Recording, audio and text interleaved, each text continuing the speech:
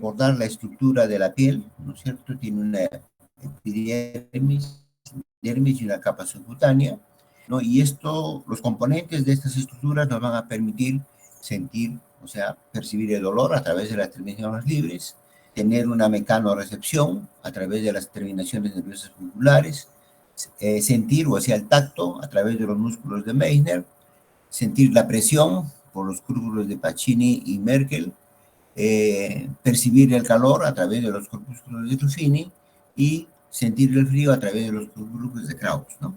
O sea, podemos ver las múltiples funciones que realiza la piel. También recordemos los diferentes estratos que tiene la piel, como el estrato córneo, que es de un espesor variable y tiene un epitelio estratificado, formado principalmente por queratina. El estrato lúcido, que es una capa delgada, ¿no es cierto?, compuesto por los sinófilos hialinos, aporta la electricidad en los puntos de estrés, digamos, mecánico, ¿no? O sea, la presión. El estrato granuloso, que viene a ser el número 3, es una capa de células poligonales que tienen un núcleo central, que tienen a su vez una sustancia esterosa que va a determinar las capas subyacentes. Es una importante capa de nutrición de la piel. 4, el estrato espinoso. Este estrato, que es el de mayor espesor, tiene hasta 8 células poligonales, cada vez más planas, se encuentran conectadas con puentes intercelulares, o sea, los desmosomas, ¿no es cierto? Y contienen principalmente el fluido linfático. Y 5, el estrato basal, que está constituido por células prismáticas cuboides que reposan sobre la lámina basal y limitan lo que es la dermis con la epidermis. Entre las características de la piel es el órgano más extenso y el más pesado de todo el cuerpo. Tiene, digamos, una superficie de más o menos 2 metros cuadrados. Las características de la piel, es decir, el grosor, el color y la textura, no son uniformes en todo el cuerpo. Por ejemplo, a nivel de la cabeza se presentan folículos pilosos más que en cualquier otra parte del organismo, mientras que en la planta de los pies no tenemos ninguno. Y además la planta de los pies y la palma de las manos son las zonas donde tenemos la piel más gruesa. En base a estos componentes anatómicos e histológicos, recordemos a grosso modo también las funciones de la piel. La piel tiene una función protectora, es decir, actúa como una barrera frente a elementos patógenos, toxinas u otros. Se comporta como una barrera física, ¿no es cierto? No solamente nos protege físicamente, sino también químicamente. La epidermis, que contiene queratina y una capa lipídica, impide la entrada de sustancias dañinas.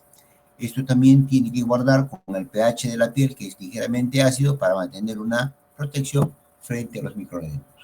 Igualmente nos va a proteger contra los rayos ultravioleta, ¿no?, a través de la presencia del pigmento de melanina, que sirve como una capa protegiendo las más profundas de la piel, ¿no es cierto?, por la presencia de rayos ultravioleta. También cumple la piel una función de regulación de la temperatura corporal, es decir, ayuda a mantener la temperatura del cuerpo en un rango saludable. Y esto lo hace a través de la sudoración y vasodilatación, y también a su vez por la vasoconstricción y producción de calor. Cuando hace calor, recordemos que las glándulas sudoríparas secretan sudor, lo que permite bajar la temperatura. Cuando hay climas fríos, los vasos sanguíneos se contraen para conservar el calor. La piel genera calor a través de la contracción de los músculos selectores de los pelos, que se conocen como los pelos en punta, ¿no? Cuando hay digamos, espacios de frío. Habíamos hablado también de lo que sentimos a través de la piel, decía, tiene una función de percepción sensorial, a través de los receptores sensoriales que hemos mencionado. Ya hemos mencionado los receptores táctiles, que permiten sentir el tacto, la presión, las vibraciones, y los receptores de dolor y temperatura, que son especializados a la presencia de dolor y los cambios de temperatura.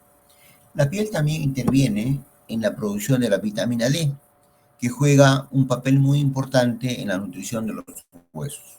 Lo hace a través de la síntesis de la vitamina D, ¿no?, lo cual tiene una importancia, ¿no es cierto?, porque su déficit nos va a llevar a fenómenos o patologías de osteoporosis y o raquitismo. La piel también tiene un papel muy importante en la excreción y detoxificación, ¿no es cierto? Porque esto nos va a ayudar a eliminar sustancias no deseadas por el cuerpo. ¿Cómo lo hace? A través también de la sudoración y eliminación de toxinas y la detoxificación cutánea, que es una excreción de la piel para poder, digamos, producir un sebo que atrapa y expulsa los contaminantes y patógenos que intentan ingresar al organismo.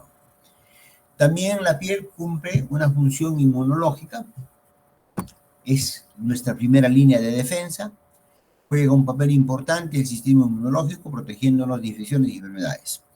Lo hacen a través de la presencia de células inmunológicas en la piel, como son los queratonocitos, las células de Langerhans y otras células que presentan antígenos. También la piel tiene en esta función una respuesta inmune cutánea, ¿no es cierto? La piel detecta un agente invasor y desencadena una respuesta inmunológica, activando células y proteínas que ayudan a neutralizar esta amenaza. Debajo de la epidermis tenemos la dermis, ¿no? Que es parte componente también de la piel, y ahí vamos a encontrar presencia de vasos sanguíneos, vasos linfáticos, folículos pilosos, glándulas sudoríparas, haces de colágeno, fibroblastos y nervios. Aquí también vamos a encontrar la presencia importante de la proteína denominada colágeno, que compone los fibroblastos, ¿no es cierto? Y también a este nivel vamos a encontrar los receptores del tacto y del dolor. Esta capa subcutánea es la capa más profunda de la piel. Hemos dicho que está compuesto por colágeno y grasa, que es para ayudar a conservar el calor del cuerpo y nos va a proteger de las lesiones actuando como un amortiguador de los golpes, ¿no? Por la presencia del colágeno y la grasa. En base a esto, podemos mencionar qué funciones integrales cumple la piel. Ya habíamos remarcado, protege de daños al cuerpo, manteniendo su integridad, absorbe y elimina líquidos, es decir, impide la pérdida o entrada de agua, nos protege de las radiaciones ultravioletas, es una barrera importante para los agentes químicos, físicos y microorganismos, regula la temperatura del cuerpo, elimina gran número de sustancias derivadas del metabolismo del intestino y del hígado, secreta hormonas y enzimas, por excelencia es un órgano sensorial, también tiene un papel inmunológico, ¿no es cierto? Y hemos dicho que tiene un papel importante en la producción de la vitamina D. Entonces, en base a esto, hemos recordado un poco la histología, los componentes, las funciones de la piel. Vamos a ir desarrollando cómo es que es el proceso de evaluación de la piel. Topográficamente debemos recordar, al igual como hemos hecho en lesiones primarias y secundarias, cuando una lesión es localizada, es decir, se afecta un solo segmento, cuando es diseminada, cuando afecta dos o más segmentos, y generalizada, cuando afecta casi la totalidad del cuerpo o libera solo pequeñas zonas. Esto nos va a orientar hacia el diagnóstico, es decir, a la presencia de una dermatosis. En el aspecto morfológico, también lo hemos revisado en la presencia de lesiones, es decir, nos va a ayudar en la identificación de una pápula, de una placa, de una vesícula, etcétera, en la cual debemos describir su forma, su color, el tamaño, la superficie, bordes, límites, disposición, etcétera. Es decir, la característica de las lesiones primarias o secundarias que se pudieran encontrar en la piel. Considerar también su evolución para ver si es aguda, subaguda o crónica.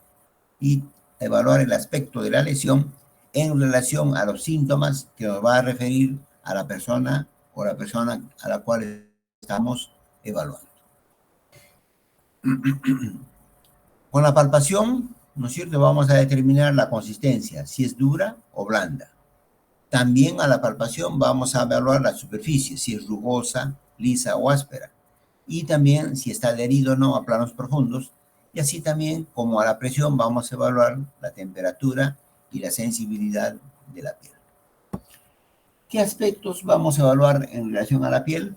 El color, la humedad y untuosidad, turgor y elasticidad, la temperatura, la presencia de lesiones primarias o secundarias, ¿no es cierto? Y se debe evaluar también los anexos de la piel, que son los pelos y las uñas.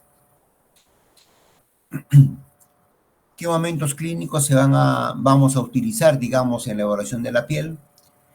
La inspección, ¿no es cierto?, donde vamos a ubicar la lesión, vamos a tener en cuenta el color y pigmentación, vamos a tener en cuenta la higiene y las lesiones que pudieran presentarse en todo el cuerpo o en una determinada región.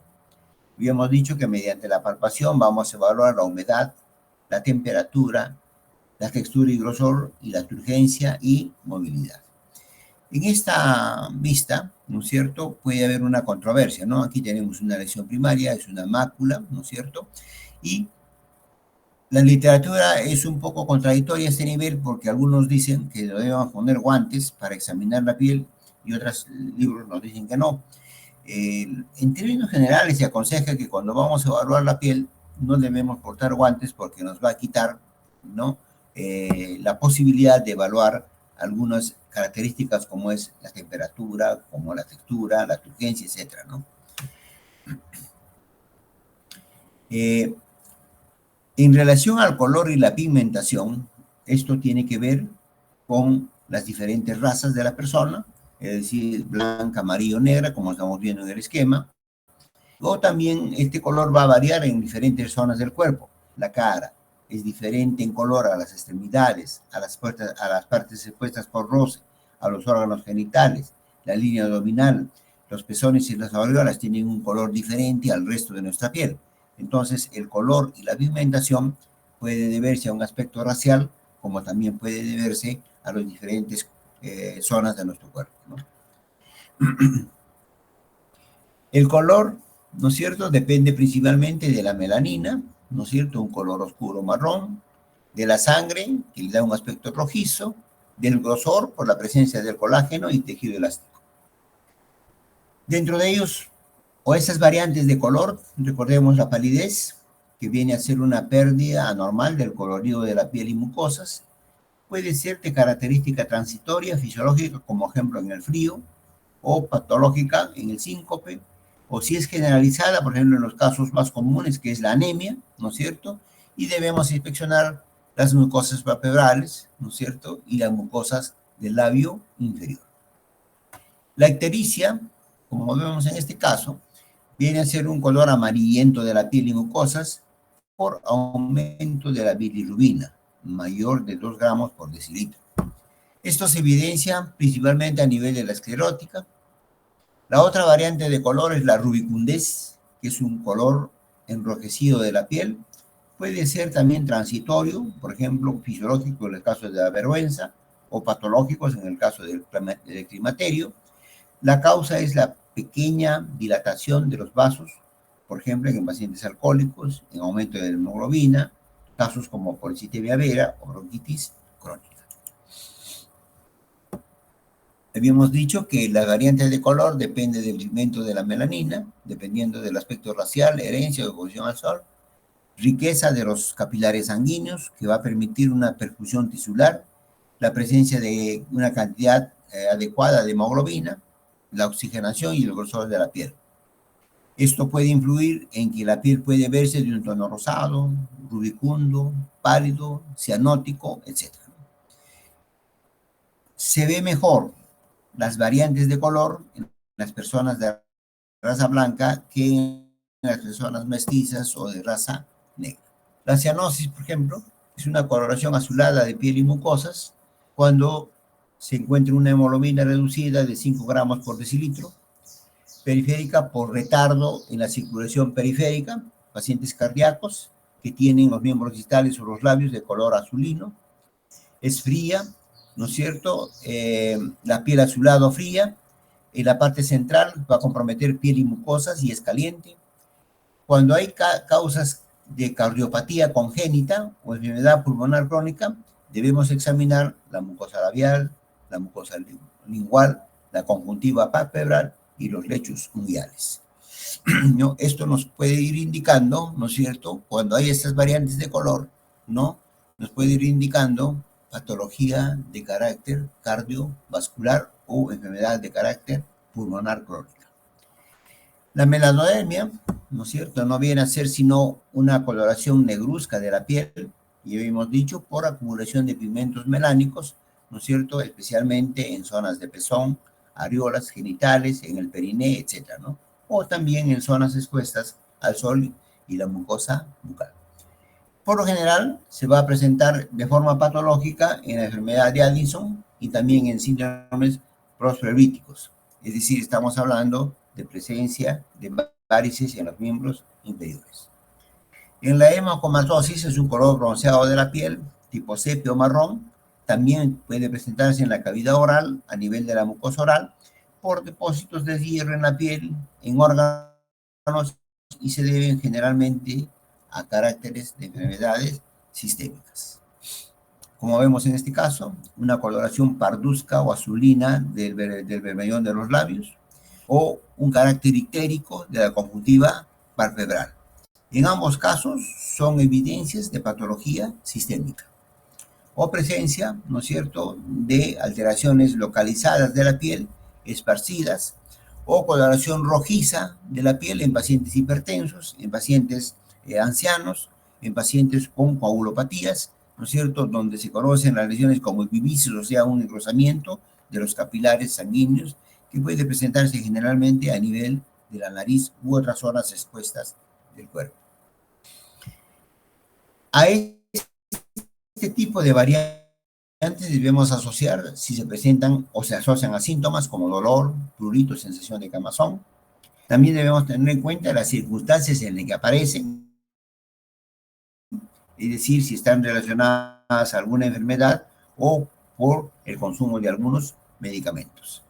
También es importante considerar cuando observamos variantes en piel, si el que el paciente ha viajado, las condiciones sociales en las que vive, el contacto de las personas con las que vive, presencia de lesiones, contacto con animales, su actividad laboral, etcétera, que puede influir en variantes de la coloración de la piel. Desde el punto de vista fisiológico, recordemos que una buena perfusión tisular, junto a niveles adecuados de glóbulos rojos de oxigenación, va a producir una coloración rosácea, ¿no? En anemia, ¿no es cierto?, se va a producir una palidez y esta se va a observar especialmente en las mucosas, la lengua, conjuntiva palpebral, palma de las manos, lechos ungulares. Las poligubulias, es decir, el aumento de cantidad de glóbulos rojos, vamos a observar un aspecto rubicundo.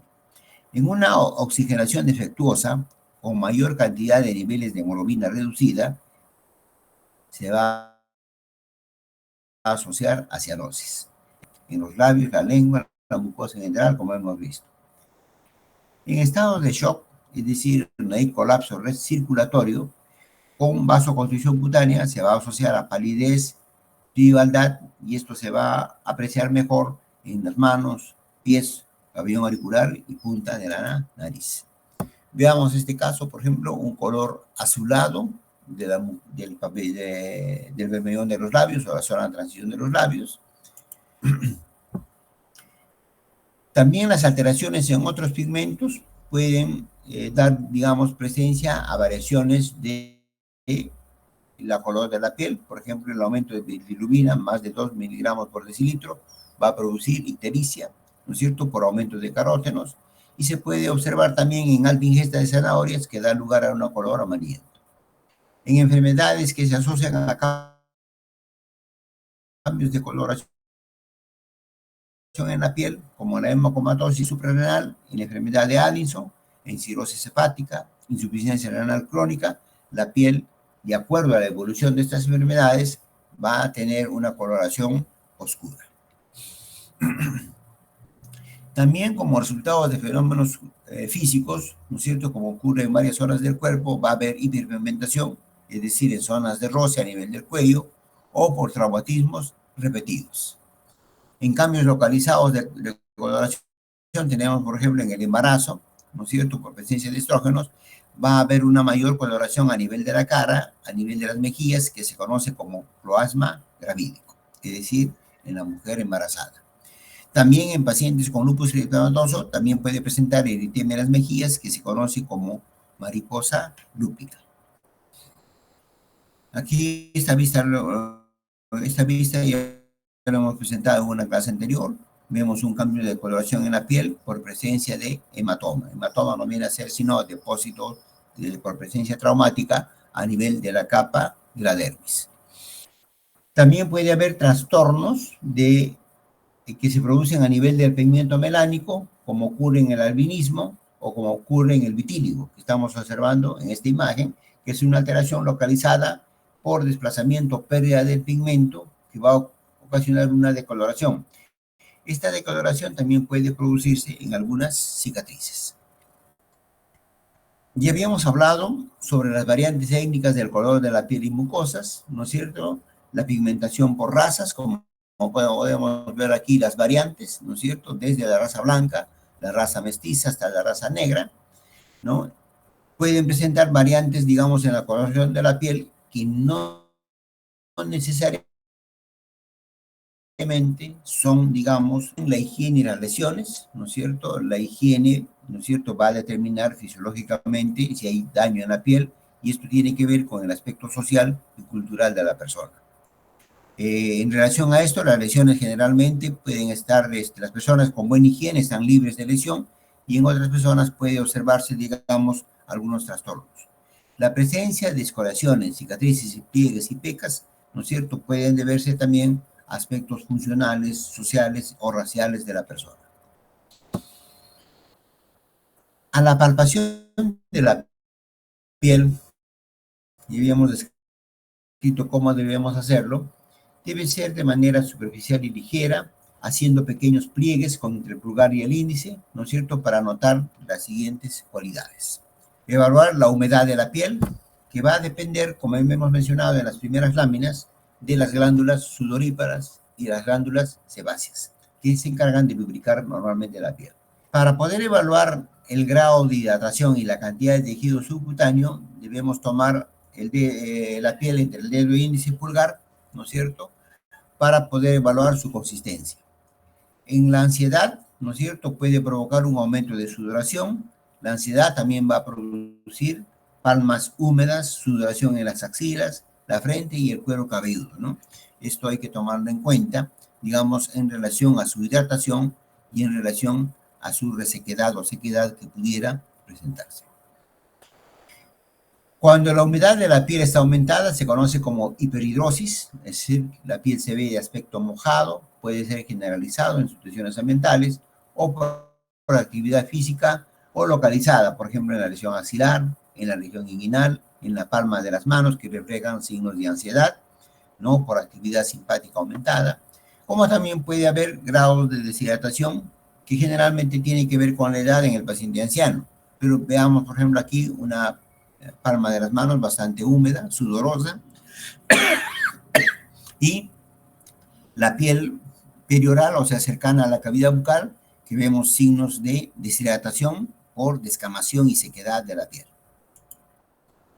La temperatura también debemos evaluar. Sabemos que la piel habitualmente es tibia.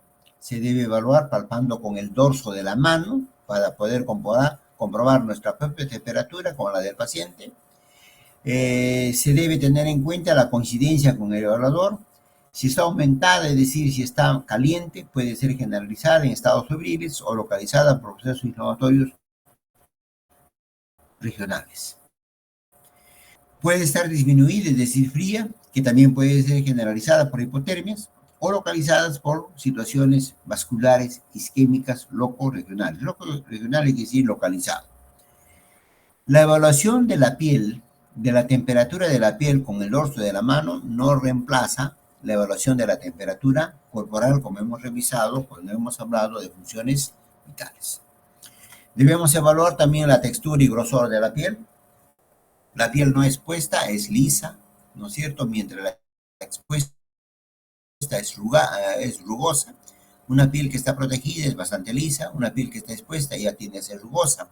Las variantes de la piel pueden variar desde el pabellón auricular con 0.050 centímetros de grosor, mientras que la epidermis de la planta de los pies suele ser tan gruesa como 0.5 centímetros. Puede haber variantes de la piel, como estamos observando acá, un acartonamiento de la piel, o también una esclerosis o resequedad de la piel, que no solamente altera su aspecto, sino también su forma y su presencia. Debemos evaluar también la turgencia y movilidad de la piel. La piel tiene normalmente una turgencia elástica, es decir, rápidamente vuelve a su forma original cuando hacemos esta maniobra, ¿no? De presionar entre el pulgar y el índice. Cuando hay grado de deshidratación, la piel tiene pobre turgencia, o sea, esto regresa lentamente, ¿no es cierto? Y su movilidad está restringida. La humedad es una cualidad de la piel, depende de su grado de hidratación, dado por las glándulas sudoríparas, el calor ambiental y el estado neurovegetativo. La untuosidad es la condición oleosa de la piel. Recuerden que en la dermis, ¿no es cierto?, hay contenido gaseoso. Esto le va a dar, digamos, contenido sebáceo que digo, esto le va a dar untuosidad a la piel, es decir, el efecto de las glándulas sebáceas. El turgor y elasticidad, turgor es la resistencia que se aprecia al efectuar el pliegue, como hemos visto en el caso anterior, ¿no es cierto? ¿No? En el antebrazo, ¿no es cierto? La piel debajo de la clavícula va a tener un mayor turgor, se relaciona con la hidratación de la persona. El turgor disminuye en personas deshidratadas. La elasticidad se refleja, como habíamos visto, en la rapidez en que el pliegue desaparece. Apenas soltamos, debe ser rápidamente. Ya habíamos hablado de la temperatura. Vemos acá estas variantes de la piel, ¿no es cierto? Que no solamente varía el color, el aspecto, sino la turgencia y la elasticidad de la piel. Esto, por ejemplo, es una piel expuesta, ¿no es cierto?, a cuestiones de temperatura en personas que viven en la altura. O veamos este caso, que es un caso patológico, es un caso de lupus eritematoso, donde podemos ver alteraciones de color en el dorso nasal y se está extendiendo hacia las mejillas. A esto se conoce como el ala de mariposa, ¿no es cierto? Estos pacientes, ¿no es cierto?, tienden a realizar variantes de coloración en la piel, en toda la carita de esta niña, en su cuero cabelludo, en los dedos, ¿no? Pérdida de elasticidad, pérdida de textura, alteraciones en el lecho inguinal, etcétera, ¿no? Igualmente en los miembros inferiores de esta niña, ¿no? En la parte plantar de los pies. Y a nivel oral también tiene variantes de aspecto de color, depósitos de sustancias blanquecinas.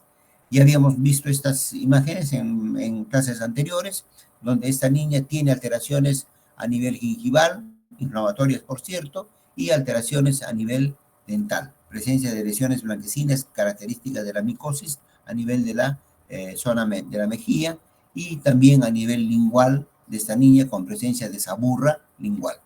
Esta es la radiografía de esta niña, o sea, no solamente presenta alteraciones de su epitelio de la piel, sino también alteraciones en la genética y formación de los dientes. Ya habíamos hablado de la ictericia, es decir, el color amarillento de la piel, puede ser producida por múltiples enfermedades, por concentraciones de bilirrubina en sangre, por lo general están asociadas a patologías que devienen del funcionamiento hepático. Se va a evaluar esta cambio de coloración en la conjuntiva o esclerótica de los ojos, como estamos viendo, toma una pigmentación amarillenta. Otros trastornos de color puede ser la melanodermia, que es un tinte negruzco de la piel por acumulación de melanina en una zona. Ya me he mencionado la aureola y el pezón, zonas normales de melanodermia. Hemocromatosis se produce por acumulación de hemosiderina en la piel, ¿no es cierto?, donde se otorga un tinte sepia con cierto brillo, o zonas de despigmentación que pueden ser localizadas o pequeñas, como leucodermias o leucoplaquias, por invadir áreas extensas, que en el caso del vitilio. En el caso del albinismo, que es de carácter congénito y racial, afecta la piel, el cabello y los ojos. Vemos acá las diferentes variantes que puede haber en una persona, ¿no es cierto?, que sufre trastornos de coloración en la piel, ¿no es cierto?, y va camino, digamos, a un oscurecimiento o a una piel de carácter marrón de todo el segmento corporal. O en personas, como por ejemplo, este es un paciente que presenta una enfermedad de coagulopatías, ¿no es cierto?, y hace hematomas múltiples y cambios de coloración espontáneos, sin necesidad, digamos, de que sea traumatizado, ¿no? Presenta pequeñas lesiones petequiales a nivel de la cara, a nivel del dorso, a nivel abdominal, ¿no?, a nivel dorsal, ¿no?, a nivel de los brazos, a nivel de las manos, a nivel de los miembros inferiores, ¿no?, en la mucosa bucal, ¿no es cierto?, pequeñas máculas, pequeñas petequias, vivices, ¿no? En la zona yugal, ¿no? Presencia de dilatación de vasos sanguíneos, diferentes en el paladar duro, en el paladar blando, a nivel de la lengua, lesiones leucoplásicas. Esta es la radiografía de ese paciente. Y este es el caso, ¿se acuerdan que les mostré esta imagen de un niño que le habían colocado anestesia de las pocas horas, hizo esta reacción que se conoce como la reacción de Steven-Johnson, que es una reacción alérgica, hace todas estas alteraciones en la piel y la mucosa bucal, ¿no es cierto?, con cambios de color, cambios de aspecto, lesiones ulcerativas, etcétera, y esta es la carilla de este niño, ¿no?, con cambios de coloración en la conjuntiva ocular que por esta misma característica se va calificando de un cuadro de alergia. O sea, el síndrome de Steven-Johnson es una patología alérgica de carácter sistémico. Este otro caso es una paciente con enfermedad de Addison, ¿no es cierto? Vean pequeños cambios de color en la región perioral, en la región subentoniana, a nivel dorsal, hay depósitos también anómalos, deformes de grasa, coloración parduzca a nivel de los pliegues de las manos, depósitos de grasa en forma irregular, presencia de lesiones parduzcas a nivel de los labios, enfermedad periodontal aguda, ¿no es cierto? Son variantes de color que pudieran presentar estos pacientes. También debemos incluir, cuando evaluamos la piel, la evaluación del tejido, del cabello, ¿no es cierto? Los cabellos no vienen a ser sino los pelos filiformes de la epidermis, ¿no es cierto?, que se van a encontrar en todo el organismo, pero con diferente presencia. Se denomina cabello a los del cuero cabelludo, cejas de las arcadas supraorbitarias, pestañas en el borde de los párpados, barba a los pelos de la cara, bigotes a los que están en el labio superior, pelos propiamente dicho, lo de las axilas, pubis, otras regiones del cuerpo, vellos, pelos cortos, finos, claros de la cara y de algunas regiones del cuerpo de la mujer y del niño. La nubo o pelusa es el pelo rudimentario, muy fino, muy corto, claro, que presenta el infante en la cara y a nivel de su cuerpo. ¿Qué debemos evaluar? La cantidad, su distribución, su grado de implantación y su calidad en lo que se refiere a su aspecto, color, qué largo es, espesor, resistencia, estado trófico en general. Bien, puede haber variantes fisiológicas en torno a la presencia del cuero cabelludo o del pelo en general, relacionados a la herencia, al desarrollo y al equilibrio del sistema neuroendocrino. También puede variar en relación de la edad y el sexo, su tipo constitucional y la raza de la persona, ¿no? Existe variantes, en esta parte voy a correr un poquito para que la hora no nos gane, porque nos interesa un poco más hablar sobre lo que es los ganglios linfáticos a nivel cervical. Va a haber variantes de las características del cuero cabelludo en la infancia y la niñez, ¿no es cierto? Recordemos que en el momento del nacimiento el niño tiene escaso cabello, que es muy fino y ralo. A medida que va creciendo, el cabello va aumentando, ¿no es cierto? Igualmente ocurre en las cejas, aunque siguen siendo muy finas. Hacia la pubertad, ¿no es cierto?, se va a caracterizar por la aparición de pelos en calidad y cantidad, ¿no es cierto?, en regiones hasta entonces desprovistas. A los 12 años en promedio en las niñas y 13 años en los niños va a aparecer ya pelos en la región pubiana, ¿no es cierto?, que van a aumentar en número y tamaño, ¿no es cierto? Va a aparecer pelos a nivel de axilar, en el labio superior. En las niñas, en la pubertad, va a aparecer los pelos a nivel del pubis y las axilas. En la adultez, ¿no es cierto?, en el hombre los cabellos son abundantes, recios, se implantan en los límites de la frente, dejando dos entradas, ¿no? No en todos, porque tiene un aspecto, digamos, de carácter racial. A nivel de las caras, las cejas son abundantes y gruesas. En el cuerpo, los pelos son abundantes y algo recios. Y en los miembros son particularmente abundantes en los antebrazos y las piernas. En la mujer, los cabellos tienden a ser finos, largos, menos abundantes. A nivel de su cara, las cejas y las pestañas son finas y largas, no muy abundantes. A nivel del cuerpo presentan vellos de características infantiles. Y en la región pubiana se disponen horizontalmente sobre la sínfisis subrepúbica, quedando libres de los mismos en la región infraumbilical, característica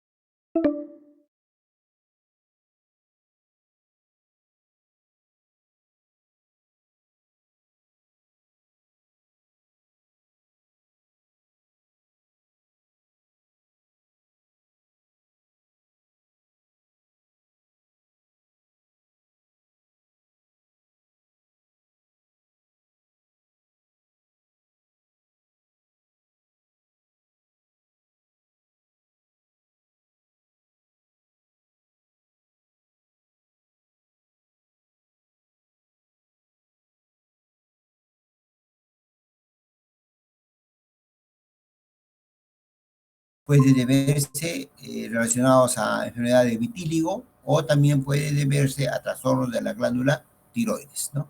Pérdida de cabello. La psoriasis es otra enfermedad genética, ¿no es cierto?, que se va a presentar a nivel de las rodillas, los codos, también en la frente, originando o presentándose como una descamación intensa, blanquecina, seca y adherente en los límites del cuero cabelludo. Otro aspecto que debemos evaluar también son las uñas. ¿Qué debemos evaluar en las uñas? Su forma, su aspecto, su resistencia, su crecimiento y su color. Las uñas pues tienen una cantidad de elementos anatómicos que para recordar debemos tener importante para nosotros es el surco unguial o el lecho unguial, su cara dorsal, la cutícula, la lámina unguial, el borde de las uñas, la lúnula, el epiquinocchio y el repliegue dorso unguial, ¿no? Que son algunas características que debemos recordar cuando estamos evaluando las uñas. Debemos evaluar su forma y configuración. La superficie dorsal de la uña es ligeramente convexa, tiene un espesor de 0.3 a 0.6 milímetros.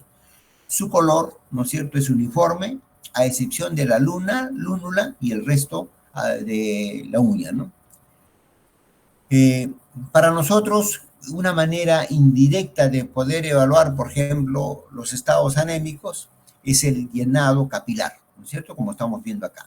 Debe ser menor de 3 segundos.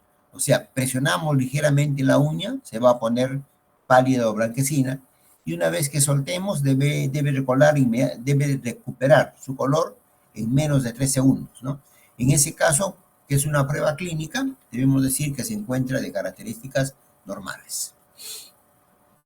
Algunas alteraciones que puede haber: platoniquia es la uña plana, coiloniquia es una uña cóncava en cuchara, uña en vidrio de reloj con mayor de 160 grados asociada a hipoxia tisular en pacientes cardíacos crónicos.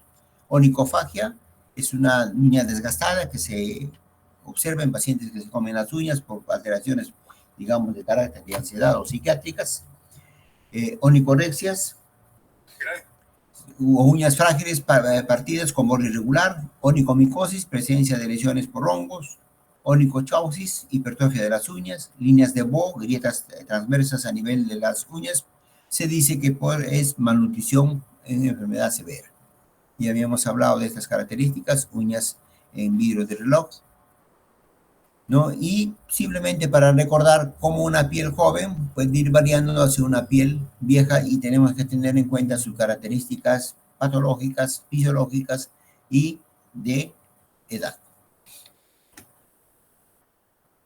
Bien, otro aspecto importante para nosotros y para ir terminando es el examen clínico de los ganglios cervicales, que es muy importante para nosotros. Para ello, recordemos los aspectos anatómicos: los límites del cuello en su parte superior, borde de mentón, borde inferior mandibular, ángulo mandibular, la zona infraauricular y de ahí hacia la línea occipital. Y en la parte inferior, desde la escotadura esternal, la parte superior del esternón, hacia la línea clavicular y ahí hacia la parte posterior, hacia los huesos cervicales, ¿no? Esto, por la presencia del músculo esternocleidomastoideo, va a dividir anatómicamente el triángulo anterior y el triángulo posterior. Y recordemos esto cuando hagamos la evaluación de los ganglios cervicales. Recordemos cómo es que se distribuye en los músculos, en este caso el platysma mioides, ¿no es cierto?, que es el músculo que abarca casi toda la región cervical. Los músculos suprayoideos o infrayoideos, ¿no? No voy a hacer un recuento de ellos. ¿no? Los músculos que están en el triángulo anterior y los músculos que están en el triángulo posterior. Entonces, las alteraciones que se presentan en los ganglios cervicales y de todo el resto del organismo se conocen como adenopatías. En algunos libros lo van a leer como linfoadenopatía o linfoadenomegalia. Generalmente se produce un aumento de tamaño, de su consistencia y del número de ganglios linfáticos. En términos generales, se acepta que un ganglio es menor a 1 centímetro, a excepción de los inguinales, que pueden variar de medio centímetro a 2 centímetros. Pueden encontrarse en cualquier localización corporal, ¿no es cierto? Y como hemos repetido, miden menos de 1 centímetro. Cuando apreciamos presencia de ganglios patológicamente, debemos tener en cuenta la edad. Recordemos que los niños y jóvenes presentan aderopatías sin significado patológico, es decir, si nosotros palpamos el cuellito de un niño, vamos a encontrar ganglios que no responden necesariamente a un tipo de patología. En mayores de 40 años puede ser riesgo de malignidad. En relación al sexo, en las mujeres predominan las inflamatorias, las colagenóxicas y las inmunológicas. En los hombres predominan las neoplásicas por presencia de linfomas. Debemos indagar sobre sus antecedentes personales, si ha tenido procedimientos quirúrgicos en Roma reciente. Debemos indagar sobre sus hábitos sexuales, sobre su adicción a drogas, si ha tenido enfermedades inmunosupresoras, si tiene contacto con animales, si toma fármacos, etc.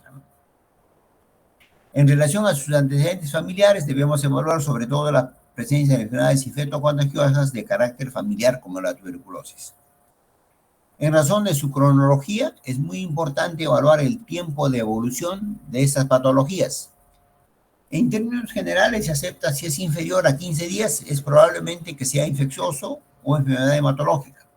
Si es superior a un mes, puede ser de carácter tuberculoso o de carácter neoplásico. Y también complementar la edad, sexo, antecedentes, cronología con el contexto clínico. Es decir, se hace una valoración más profunda de la sintomatología expresada por el paciente y esto, digamos, relacionarlo a pérdida de peso, a prurito, a astenia, anorexia, presencia de dolores, sudoración, etc., ¿no? Para poder corroborar las características patológicas. Habíamos dicho que son palpables en el recién nacido y en el niño. Se debe evaluar principalmente su localización a nivel supraclavicular, epitroclear, a nivel axilar, mediastínico, abdominal o oblicuo. O sea, son las regiones que generalmente debemos tener, digamos, presencia para evaluar. Más de 1.5 centímetros de diámetro en cualquier localización puede sugerir presencia patológica. Cuando están fusionadas entre sí o a tejidos subyacentes, también puede considerarse de carácter patológica. Y si hay signos inflamatorios, aparte del tamaño, como presencia de alteración de color, rubor o dolor, también deben considerarse de carácter patológicas. También debemos ver si hay proliferación de linfocitos como respuesta inflamatoria, si hay infiltración de células inflamatorias por infecciones que afectan los ganglios linfáticos, si hay proliferación de carácter neoplásica de linfocitos o macrófagos, si hay infiltración de células malignas metastásicas y si hay infiltración de macrófagos cargados de metabolitos por enfermedades de depósito de lipídicos, como es el caso, por ejemplo, que hemos visto en la enfermedad de Addison. ¿Qué debemos tener en cuenta en la evaluación de los ganglios linfáticos? El tamaño, ya habíamos visto. Cuando se palpan o son visibles los ganglios linfáticos, se debe detallar el número. Si son muchos, se mencionan múltiples, o sea, presencia de múltiples ganglios linfáticos a nivel cervical, más de 4.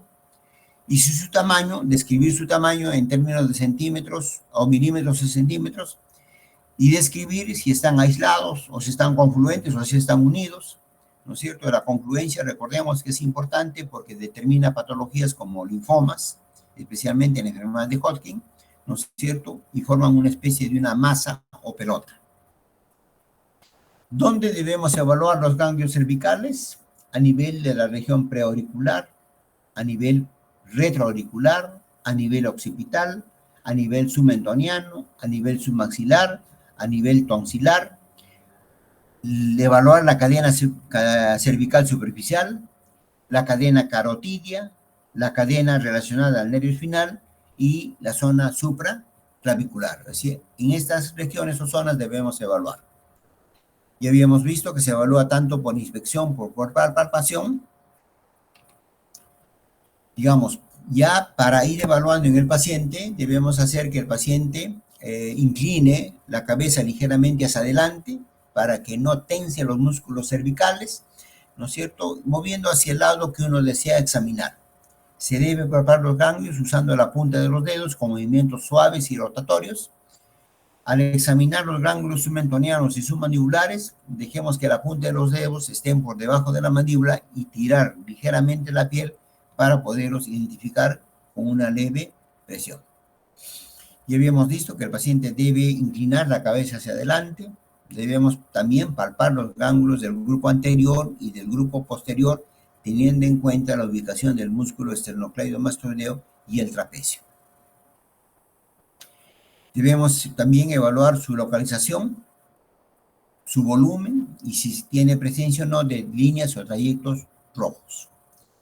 ¿Qué debemos evaluar a la palpación? Su localización, su tamaño, su forma, su consistencia, su delimitación, movilidad y sensibilidad. Ya habíamos descrito en relación a la técnica, ¿no es cierto? Se debe hacer en forma comparativa, tanto el lado derecho como el lado izquierdo de la parte cervical, palpando con los dedos índice y del medio de cada mano. Ya habíamos visto que es muy útil la ligera flexión de la cabeza hacia adelante. Los preauriculares se palpan a nivel o se evalúan a nivel delante del trago del pabellón auricular. Los retroauriculares detrás de o en la apófisis mastoides. Los occipitales o suboccipitales o nucales en la base del cráneo. Los tonsilares a nivel o amigaliano en el ángulo de la mandíbula inferior. Los submaxilares en la distancia media entre el ángulo de la mandíbula y el mentón. La cadena cervical profunda, es decir, está empotrada en el músculo esternocleidomastoideo, es difícil de palpar. Para ello debemos enganchar el pulgar con el dedo índice alrededor del músculo esternocleidomastoideo y esa zona se va a palpar. Esto se hace en la práctica, ¿no? Para poder tener, digamos, experticia, para poder palpar estas cadenas profundas. Las supraclaviculares dentro del ángulo formado por el músculo esternocleidomastoideo y la clavícula. Esto es lo que ustedes deben tener en cuenta, esta imagen de los submentonianos, los submaxilares, ¿no es cierto?, a nivel de los músculos, del músculo esternocleidomastoideo, el grupo 2, 3 y 4, el triángulo anterior y el triángulo posterior y la zona supraclavicular. Esto es lo que ustedes deben desarrollar durante la práctica. Aquí podemos ver, por ejemplo, en el triángulo posterior, este es el músculo esternocleidomastoideo, ¿no? La presencia de un ganglio aumentado de tamaño, bastante grande, puede tener entre 3 a 4 centímetros. Es una paciente con tuberculosis cervical.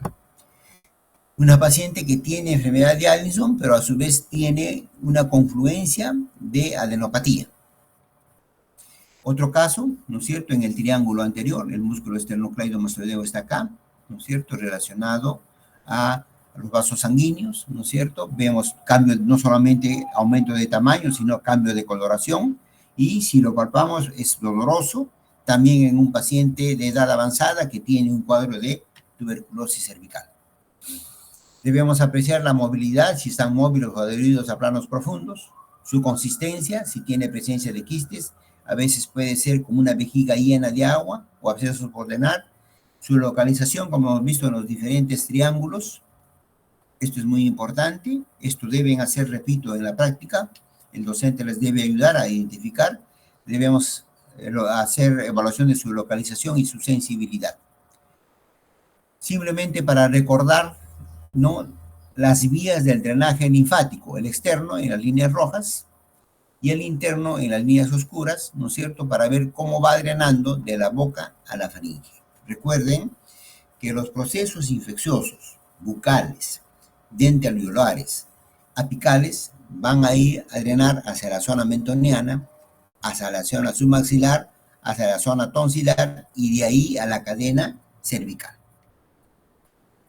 Eh, Cuando encontramos ganglios cervicales, generalmente son infecciones cefalocócicas de cabeza y cuello, incluido la cavidad bucal, o enfermedades neoplásicas como linfomas o carcinomas de cabeza y cuello. Cuando los encontramos a nivel de la zona supraclavicular, pueden deberse a neoplasias de la mama, pulmón, gastrointestinales o enfermedades bacterianas y micóticas. A nivel axilar, digamos, infecciones piógenas localizadas por enfermedad de rayazo del gato, linfomas, melanomas, etc. A nivel ventroqueal, ¿no es cierto?, en infecciones piógenas localizadas. A nivel inguinal, por enfermedades de transmisión sexual, generalizadas en los casos de SIDA, hepatitis, tuberculosis. A nivel alar o mediastínico, en sarcoidosis. A nivel abdominal, en tuberculosis y linfomas, ¿no?, en términos generales. Ya habíamos visto que tenemos que evaluar los ganglios submentonianos, submaxilares, yugulares superiores, yugulares medios, yugulares, todo esto es el triángulo anterior, los pósteros cervicales, inferiores y medios, para recordar, ¿no es cierto?, toda la cadena ganglionar, ¿no es cierto?, y sus diferentes vasos, ¿no es cierto?, en la cual existe todo el sistema linfático, es decir, los cervicales, los braquiales, los axilares, los torácicos, los relacionados a la vena cava inferior, los pélvicos, los inguinales, etc., ¿no? Ya habíamos visto la definición y simplemente para poder ir terminando, cómo es que una adenopatía debemos evaluarlo, en resumen, con una anamnesis, una exploración física para ver si son localizadas o generalizadas. Cuando son localizadas, debemos evaluar si hay necesidad de dar antibióticos o debemos observarlo. Si persiste más de 15 días, ya debemos pensar que no se trata de un estado inflamatorio, sino de un estado neoplásico, por lo tanto se deben pedir pruebas complementarias como hemograma, extensión de sangre, bioquímica, velocidad de sedimentación, serología, prueba de Mounted, hacer uso de la vía de tórax, para poder llegar a un diagnóstico, ¿no es cierto?, incluir otras pruebas serológicas como VHB, citomegalovirus, enfermedad hepática, etcétera, ¿no?, para ver el aspecto inmunológico, llegar a un diagnóstico y ver si se necesita biopsia, ¿no es cierto?, o aspiración, y llegar a un diagnóstico definitivo. Esto también es lo que ustedes tienen que hacer en práctica. El docente debe enseñarles cómo se palpa la región mentoniana, la región submandibular, el triángulo posterior, el triángulo anterior, la zona tonsilar, etcétera, ¿no? O sea, el docente tiene que enseñarles a ustedes.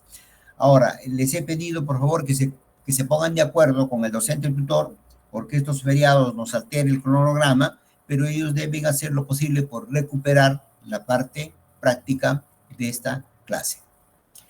Antes de terminar, permítanme leerles algo. Dice, en relación a la propedéutica clínica, el alumno de estomatología o de odontología debería adquirir conocimientos necesarios para examinar al paciente, no solamente desde el punto de vista bucal, sino de forma integral, o sea, confeccionar la historia clínica. Lo que quiere decir que para nosotros, confeccionar la historia